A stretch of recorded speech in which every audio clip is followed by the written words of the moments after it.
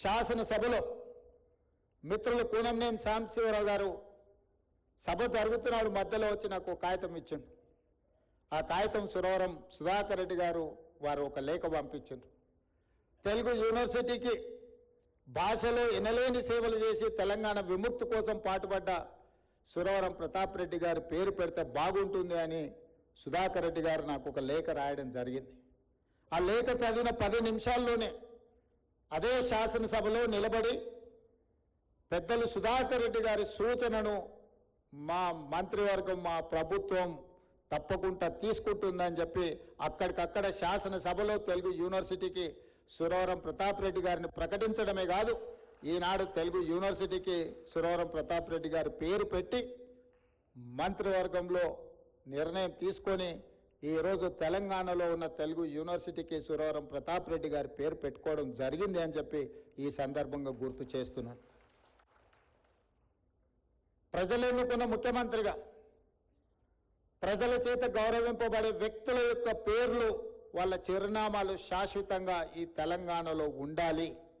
అందుకే కోటి women's college యూనివర్సిటీగా మారితే ఆ మహిళా యూనివర్సిటీకి వీరనారి చాకలి ఐలమ్మ పేరు పెట్టడం ద్వారా ఈ తెలంగాణలో పోరాట స్ఫూర్తికి గౌరవం ఉంటుంది అని చెప్పి తెలుగు యూనివర్సిటీకి వీరనారి చాకలి ఐలమ్మ పేరు మా ప్రభుత్వం పెట్టింది.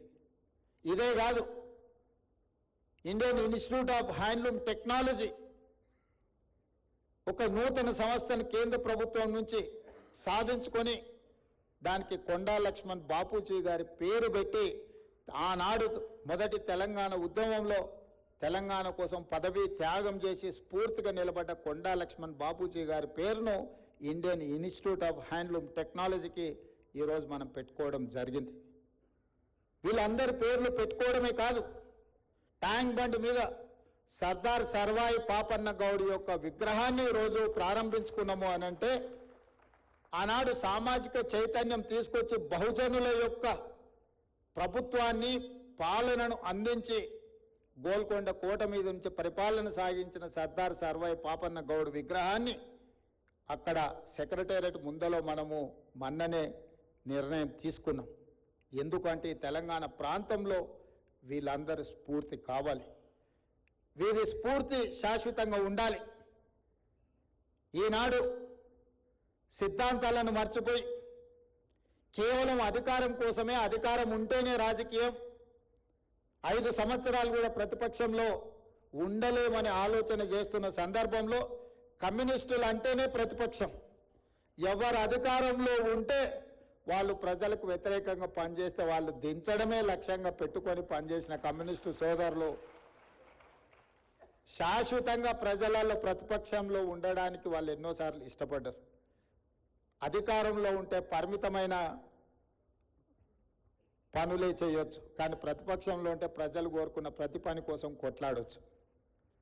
చాలా వరకు దిగిపోయిన ప్రభుత్వాలు నేను అన్నిటిని గమనించిన, రాష్ట్ర స్థాయిలో జాతీయ స్థాయిలో ఏ ప్రభుత్వం దిగిపోయినా దిగిపోవడానికి కారణం కమ్యూనిస్టు సోదరులే అని నేను బలంగా విశ్వసిస్తున్నా. మొన్న దిగిపోయిన ప్రభుత్వంలో కూడా అధికారంలో రావడానికి కమ్యూనిస్టులు పెద్దగా సహకరించదు, కానీ ఉన్నోళ్ళని దించడానికి మాత్రం పూర్తిగా సహకరిస్తారు.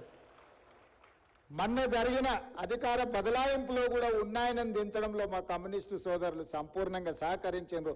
అందుకే వాళ్ళని సహజ మిత్రులుగా ఆలోచన చేసి ఎమ్మెల్యేగా చట్టసభలలో సమస్యల్ని లేవనెత్తాలని, శాసన మండలిలో సమస్యలని ప్రజల తరఫున ప్రస్తావించాలని, అదేవిధంగా జర్నలిస్టు సమస్యల్ని పరిష్కరించడంలో పెద్దలు శ్రీనివాసరెడ్డి గారిని బాధ్యత ఇచ్చే జర్నలిస్టు మిత్రుల యొక్క సమస్యలు పరిష్కరించడానికి బాధ్యత ఇచ్చినాం.